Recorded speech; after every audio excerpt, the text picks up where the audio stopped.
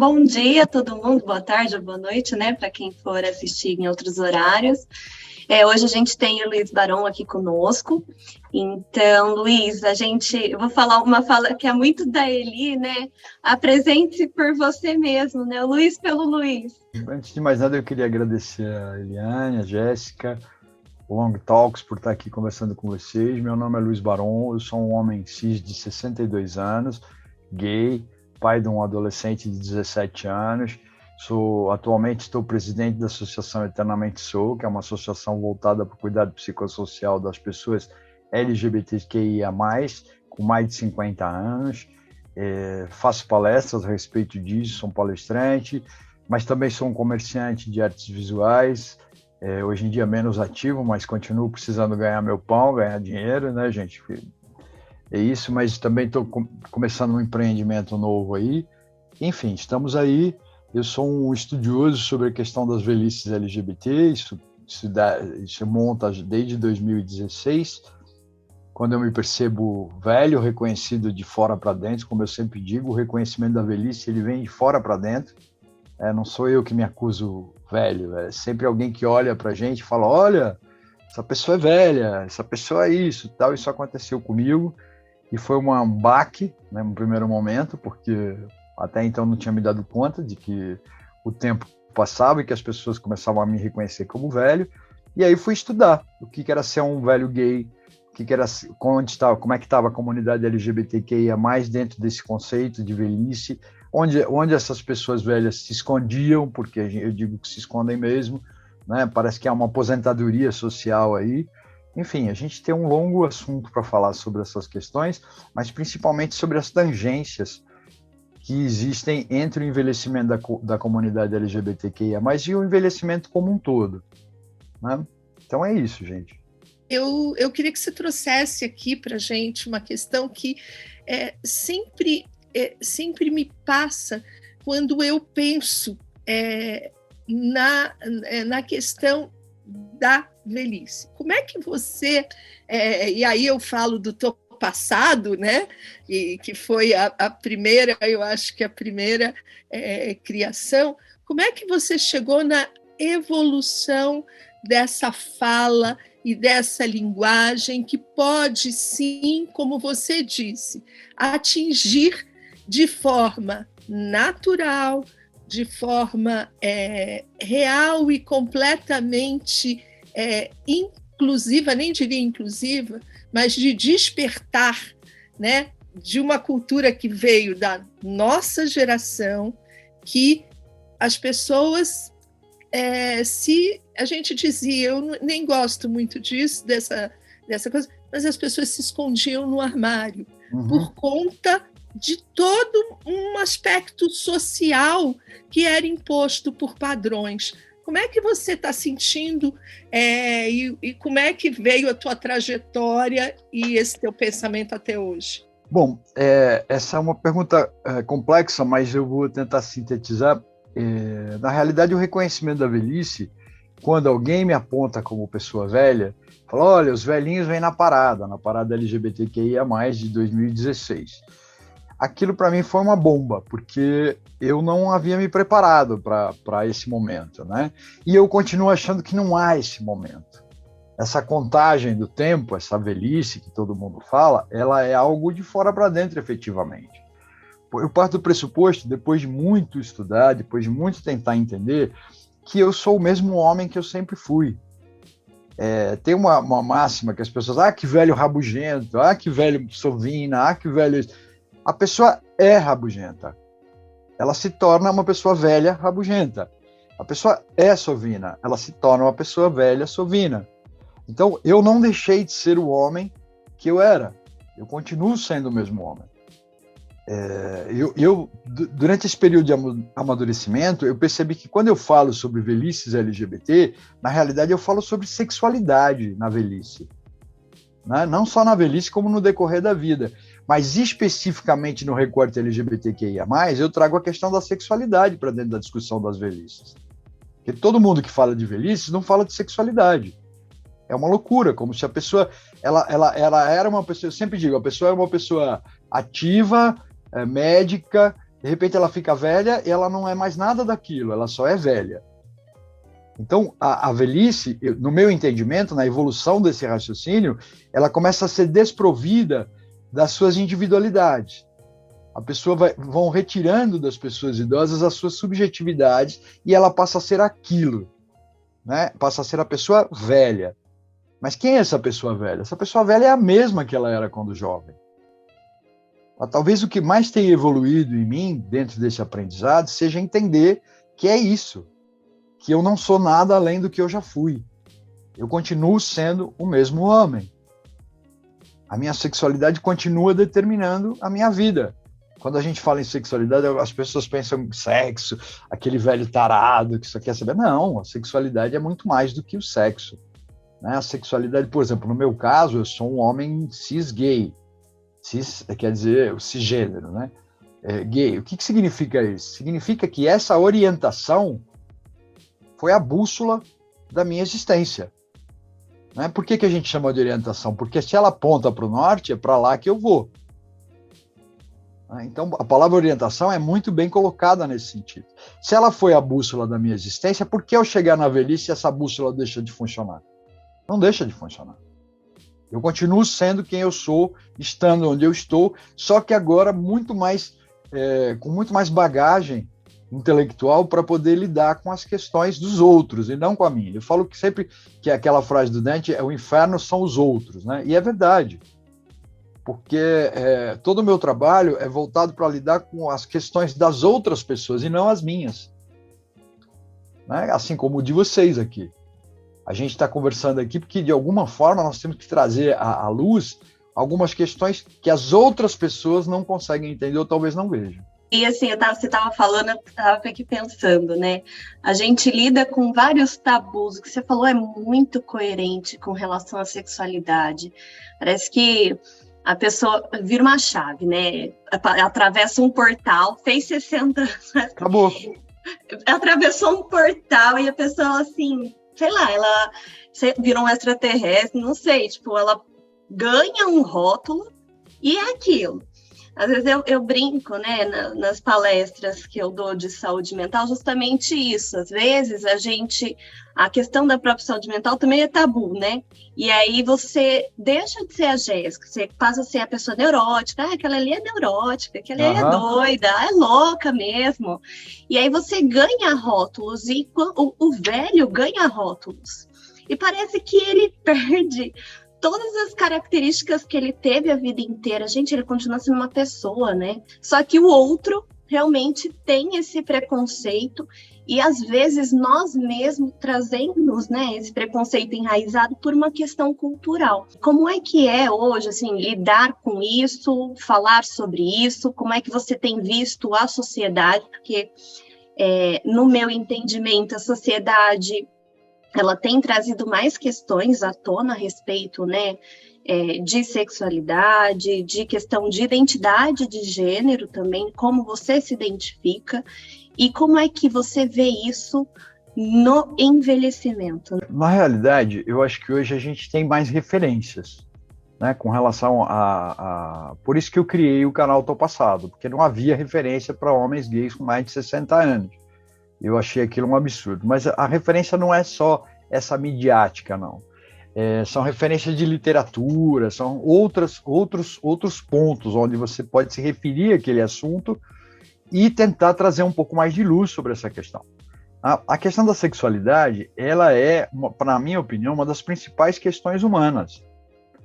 Ela faz parte dessas diferenças entre nós três que nós estamos sentados aqui conversando, né? Ela compõe a pessoa até a morte dessa pessoa. Né? Não é, eu sempre falo, algumas pessoas debatem comigo e tal, mas eu falo assim, olha, eu posso ficar senil, eu posso ter uma demência, mas eu vou morrer um homem gay. Isso não vai, essa individualidade minha não será apagada. Né?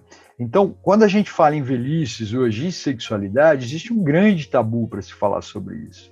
Existe uma questão, um idadismo institucional, um idadismo tanto quanto o racismo institucional, estrutural, e que tende a manter aquelas pessoas num nicho de não preocupação. O que eu chamo de início de não preocupação? Essa pessoa não apita mais, ela já não serve mais para dar palpite, ela já não pode exercer sua vida sexual. Eu falo que a velhice é curioso, é como se pegasse uma mala cheia de coisas que a pessoa traz a vida toda, né? A bagagem, a aprendizagem, e também acho que velhice não é sinônimo de sabedoria, tá? Eu deixo isso muito claro, porque senão parece que toda pessoa velha é sábia, não é nada sábia, tem nada disso. É quem é, não é quem não é.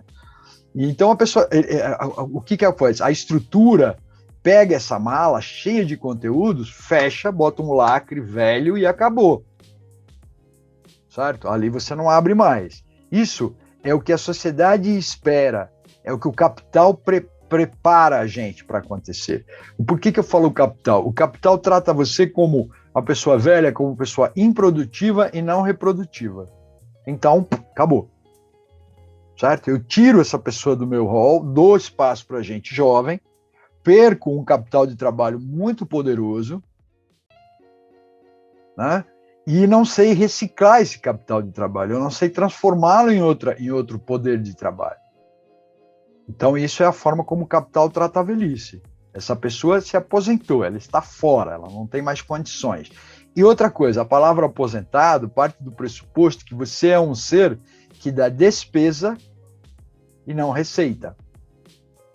Que é um engano, porque a maioria das famílias brasileiras que tem uma pessoa aposentada, essa pessoa colabora fortemente no rendimento familiar, ele paga a escola dos netos, ajuda a pagar aluguel, faz isso, tal.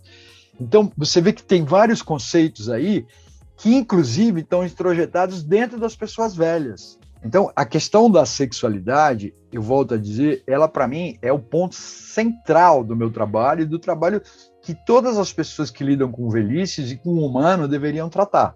E outra coisa, quando a gente fala em sexualidade, agora trazendo para o meu objeto de olhar, meu objeto de estudo, a sexualidade, quando ela se refere a sexualidades divergentes, como é o caso das pessoas homossexuais, então essa desaparece completamente, porque a pessoa fica velha, ela não é mais gay, ela não é mais lésbica, ela não é mais hétero, ela não é mais nada. Então, como que eu vou, depois dos 60 anos, me destituir de tudo que eu demorei uma vida para construir? É uma violência, né? Hoje, quando a gente fala em homossexualidade, ela está ali, hoje a gente já começa a conviver de forma... Mas a minha geração, ela foi obrigada a se esconder, né? De uma certa maneira, ela foi obrigada a se esconder. E hoje, quando a gente vê assim, e você falou muito bem, eu vi depoimentos de algumas pessoas, assim, e eu conheço também, foram casadas, tiveram filhos e não sei o que, e de repente hoje tem uma relação homossexual. E aí você me falou uma coisa que me bateu aqui. Na verdade, ela sempre foi, ou se não foi, sempre teve, ela mudou. E por que não mudar, né? E por que não experimentar novas coisas? E só porque é velho, né? Então, eu queria que você falasse um pouquinho sobre isso. Eu realmente não sou especialista, mas eu vou citar a doutora Edith Modesto aqui. A doutora Edith é uma psicanalista muito querida, muito parceira da gente, e a doutora Edith diz que a gente tem um gradiente sexual, né? Na realidade, a gente não tem não é estanque, né? Não é essa coisa que assim um traço é homossexual, outro traço é heterossexual, talvez haja um gradiente aí, né? Então eu acho que muitas pessoas, depois de formar suas famílias e cumprir com os objetivos sociais que a sociedade determinou para aquela pessoa, ela consegue se libertar e consegue viver a vida de acordo com o que ela própria acredita que seja bom para ela. Quando a gente fala sobre como é essa evolução da pessoa, se ela deixa de ser heterossexual, passa a ser homossexual, eu não acredito nisso. Mas também não acredito que aquela pessoa, em algum momento da vida dela, não acreditasse que a vida heterossexual era legal para ela, que ela estava feliz, que ela tenha amado aquela mulher, que aquele homem tenha amado aquela mulher e vice-versa. Tal. E acredito também que essa pessoa chegou num grau de maturidade, de entendimento de si próprio, que ela falou, não, agora eu posso fazer uma outra coisa que eu desejei anteriormente ou que eu nem sabia. Então, é isso. Eu vejo que isso tem acontecido com muita frequência. E nesse trabalho que a gente faz, o que eu faço hoje com relação a isso? Hoje em dia eu sou presidente de uma associação, como eu já falei, a Associação Eternamente Sou, que é uma associação voltada para o cuidado psicossocial das pessoas LGBT 50+. Por que se faz necessário esse cuidado psicossocial? Falar de velhices LGBT é um pouco diferente de falar de velhices heterossexuais. As velhices no mundo todo são tratadas hegemonicamente como heterossexuais. Quando se fala em pessoas velhas, todo mundo acha que é hétero, né? Não tem ali uma diversidade de olhar sobre a velhice, não tem. Com então certeza. Você pode... É isso mesmo, Luiz. Quando fala assim, é velho, você já imagina o cônjuge, né? Acho que já vem o combo, o vovô, vem a dupla. O vovô. O homem e a mulher. Outro dia eu estava numa... Eu não vou falar qual era o lugar, mas tinha uma discussão sobre um congresso em que uma das mesas tinha uma pessoa muito jovem que ia ensinar uma pessoa muito velha a lidar com tecnologia. Eu fui radicalmente contra. Falei, eu acho isso um estereótipo chato, careta, até porque a minha família não é igual à sua. Esse conceito de propaganda de margarina, que tem o vovozinho, os netinhos e tudo mais, isso é um conceito errôneo. E se imputa, inclusive, para aquele homem, mesmo hétero, ou para aquela mulher, mesmo hétero, que não desejou ter filhos, que ele é um erro. Que ele chega à velhice como uma pessoa errada. Não tem errado, não tem certo. Tem muitos estereótipos, isso sim. Tem uma coisa que a Eliane falou agora há pouco, que sobre essa introjetar esse idadismo, né? Na comunidade homossexual, a gente tem uma expressão que chama homofobia internalizada. É uma homofobia que o próprio indivíduo homossexual tem com relação a ele mesmo e com relação ao grupo. Né? Mas isso é um assunto muito delicado que vale a pena discutir num segundo momento ou num outro momento, se for de interesse. Então, as pessoas idosas também têm o idadismo introjetado. Também, porque institucionalmente elas cresceram vendo seus avós como seres etéreos, sabe, que estavam acima do bem e do mal. Quem aqui está acostumado a falar que o vovô pegava a vovó? Saca? Pegava. Se tivesse uma relação tranquila com relação. Se tivesse desejo, não é obrigado. Ninguém é obrigado a nada. A pessoa envelhece, às vezes ela não está mais afim de fazer sexo. Não consegue, tem problemas de saúde, tal. Mas para quem quer? Quem olha o velho como desejável? Quem olha a pessoa velha como uma pessoa sexual? Você trouxe aí questões muito interessantes. Eu acho que você já está convidado para a gente falar especificamente de sexualidade, né? Com toda essa bagagem que você está estudando, essa sexualidade que perpassa, né, qualquer tipo de caracterização, de gênero, de qualquer coisa. O teu trabalho na associação, eu também queria que você, na próxima vez, viesse aqui contar um pouco mais sobre isso, detalhar, porque isso vai ajudar não só a pessoa no envelhecimento gay, mas vai ajudar a todas as pessoas a terem um olhar mais singular, mais assim, melhor sobre a vida, porque a vida não é esses rótulos, né? A vida é viver. São temas que as pessoas têm medo de falar, esconde, e na verdade a gente tem que expor mais. Quanto mais a gente fala, mais natural vai ficando isso. Então é muito legal assim, você ter aceitado vir aqui falar para a gente, você trazer essas reflexões, tirando estereótipos e colocando à tona o que realmente é. Não é simples, né? Eu gosto de falar que não é simples, não é fácil, mas é necessário. Então, a gente precisa falar sobre isso. Existem muitos assuntos relacionados ao envelhecimento, à velhice principalmente, que são tabus, que são escondidos, que são não vamos falar sobre isso, né? Então, vamos falar sobre saúde, geralmente é assim. Eu acho muito legal ter esse olhar, por quê? Porque tem que trazer à tona, essas pessoas são vivas, essas pessoas existem, essas pessoas têm as mesmas necessidades que qualquer outra pessoa, né? E então é importante que, para que a gente quebre estereótipos, que isso venha sendo falado e falado e falado cada vez mais. Eu queria agradecer a vocês, eu queria só fazer uma palavrinha final aqui, que é o seguinte,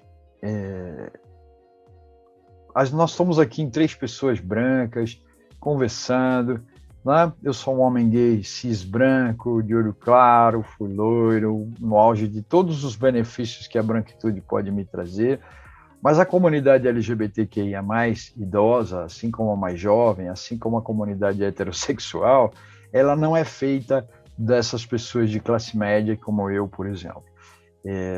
Ao contrário do que se imagina, a pessoa LGBTQIA+, idosa, ela, na sua maioria, passa grandes dificuldades financeiras, vulnerabilidades alimentares, enfim, vulnerabilidade de moradia. O que eu estou querendo dizer com isso é o seguinte, que esse estereótipo imputado às velhices LGBT, o cara é gay, ficou velhão, nunca teve filho, nunca gastou com nada, isso é uma balela.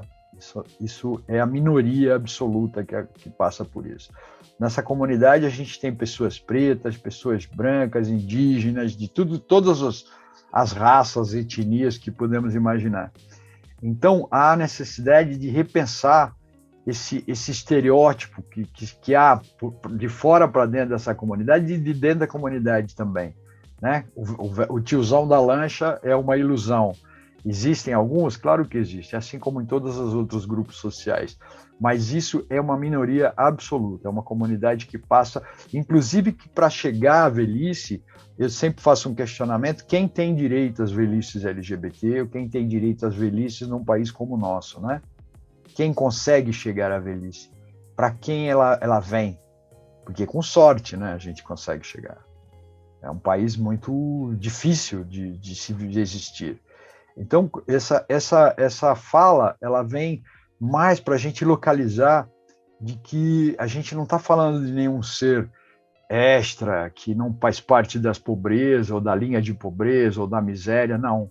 Ela está contida em todos os níveis sociais, em todas as questões raciais, tudo isso perpassa essa comunidade, né? Mas eu queria agradecer a Eliane, a Jéssica, ao Long Talks aqui pelo convite. Eu me disponho, toda vez que vocês convidarem, eu chamarei. Vocês são muito queridas, muito simpáticas. O Eliane, adorei seu cabelo, viu? Tá lindo. E Jéssica, você é uma querida muito linda também.